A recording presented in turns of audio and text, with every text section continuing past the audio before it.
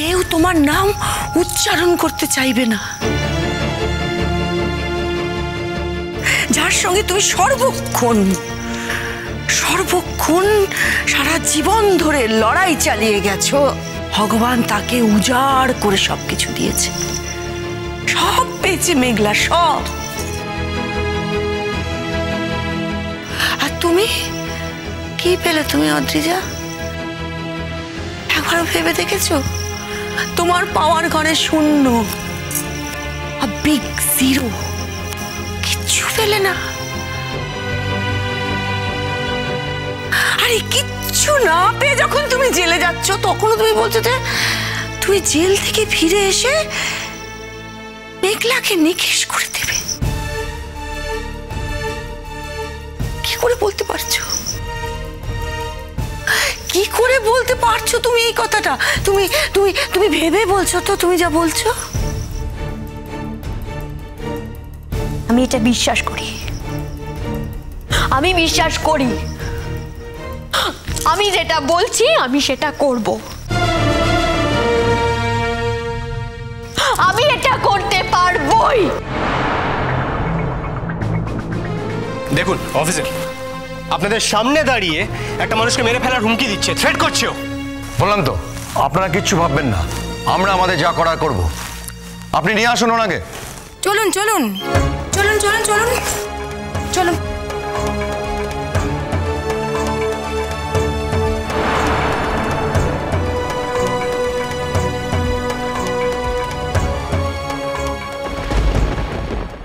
বৌমা, এবার বাড়িতে একটা পুজো আচ্ছার ব্যবস্থা করো তো। বাড়িটা এতদিন অশুদ্ধ হয়েছিল, এবার শুদ্ধ হবে। আমি তাহলে এখন চলি। আপনি কোথায় যাবেন? ওই থানায়। কি পরিণতি হলো জানতে হবে তো। একটা ভালো হলো, আপনাদের পরিবার একটা রাহুর হাত থেকে মুক্তি পেল। তোমাকে আমি আশীর্বাদ করি পিকলু, তোমার ভবিষ্যৎ জীবনটা যেন ভালো হয়। তুমি সত্যি সত্যি একটা রাহু মুক্ত হলে। আপনাদের বাড়িতে আর কখনো এ ধরনের সমস্যা হবে না। আপনারা সবাই আবার শান্তি ফিরে পাবেন।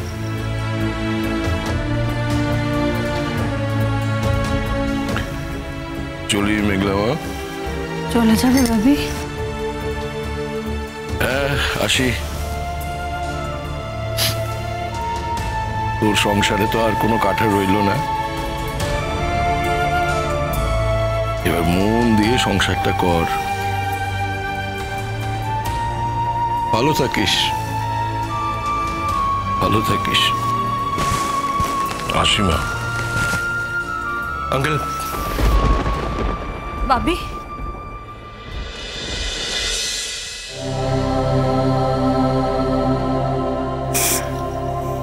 তোরা কি ভাবছিস আমার কষ্ট হচ্ছে?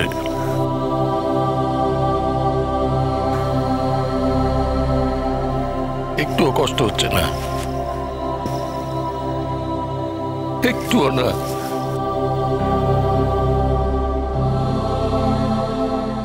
ওর যদি যাবজ্জীবন হয় তাহলেও আমার কোন রকম কষ্ট হবে না।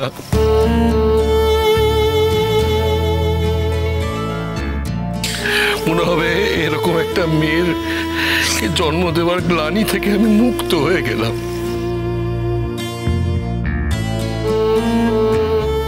আমার একটুও কষ্ট হবে। কেন এরকম হলো বলো তো? আমি তো কোনো ত্রুটি রাখিনি।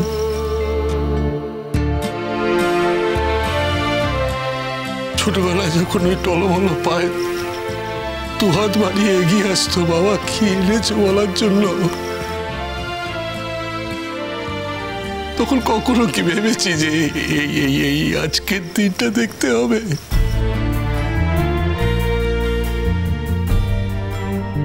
আমি তো কোনো ত্রুটি করিনি। আমি তো আমার সবটুকু দিয়ে চেষ্টা করেছিলাম।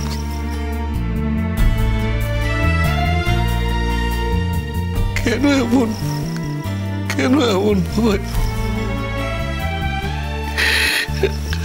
আমার কিচ্ছু হবে না, কিচ্ছু না, কোনো মনোবেদনা হবে না।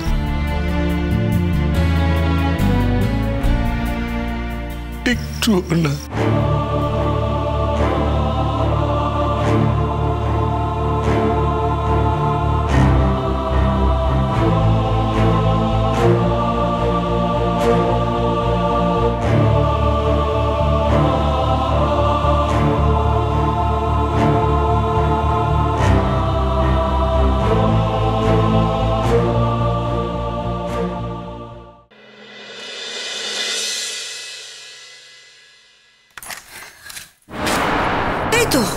কখন থেকে আমি ঘর ভার করছি। আচ্ছা এত দেরি করলে যে? না ওরা তোমাকে ডেকে পাঠিয়েছিল কেন বলো দেখি, কি হয়েছে? হ্যাঁ কি গো? আচ্ছা ফোনটা কেন বন্ধ করে রেখেছো বলো তো? বারবার করে ফোন করছি, ফোনটা সুইচ অফ বলছে। আমি একা মানুষ, বাড়িতে থাকি, আমার তো একটা চিন্তা হয় নাকি? নাও ধরো। ও বাড়িতে কেন ডেকে পাঠাতে পারে বলে তোমার কিছু অনুমান হয় না? অনুমান আমি করতে পারছি না, আমি তো হাত গুনতে পারি না। ও তুমি অনুমান করতে পারছো না, তাহলে আমারই ভুল হয়েছে। হিয়ালি করছো কেন? বলো না কি হয়েছে, জানতে ইচ্ছা হয় তো, কি হয়েছে কি? দরজার ওপারে যিনি আছেন তার কাছ থেকে পুরোটা জেনে নেবে। কি আছে? কি আছে গো? দেখে নাও। তিথি?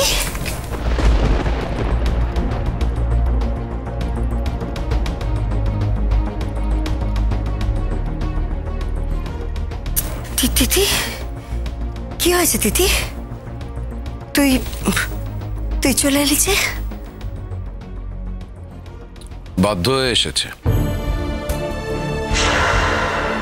শ্বশুর বাড়িতে এক মুহূর্ত ওকে রাখবে না।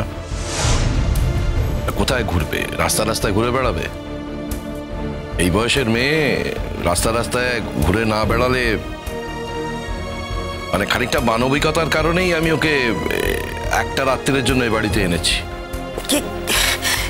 কি বলছো কি এসব?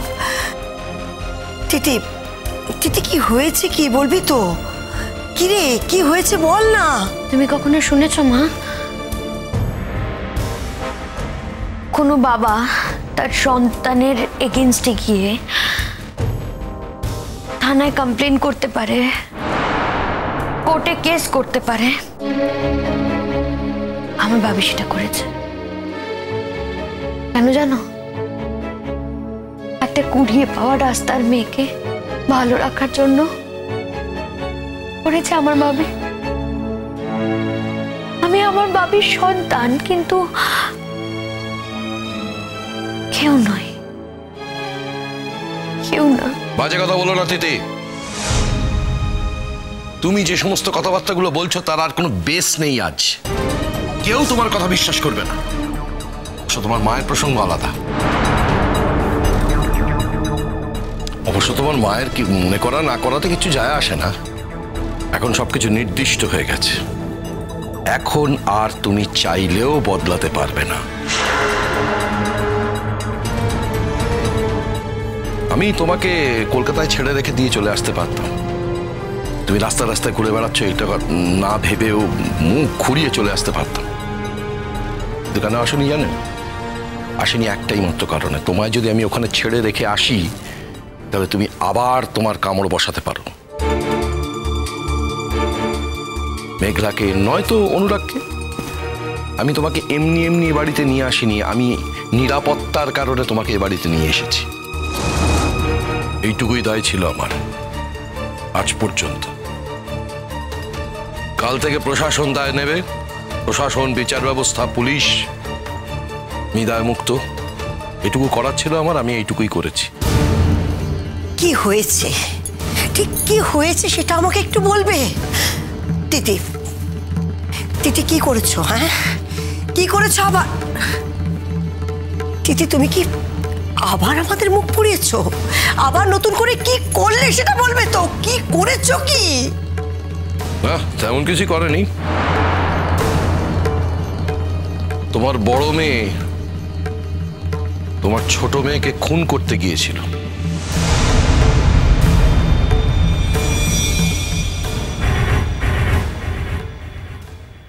আর একটা কথা, চিরকাল তো তোমরা বেঁচে থাকবে না, বেঁচে থাকবো আমি আর মেঘনা।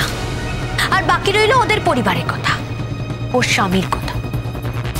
ওরা যে কোনো না কোনো সময় অসতর্ক হবে না তার তো কোনো গ্যারান্টি নেই না। আর যেই সময় অসতর্ক হবে ঠিক সেই সময় আমি ওকে শেষ করে দেব। নদী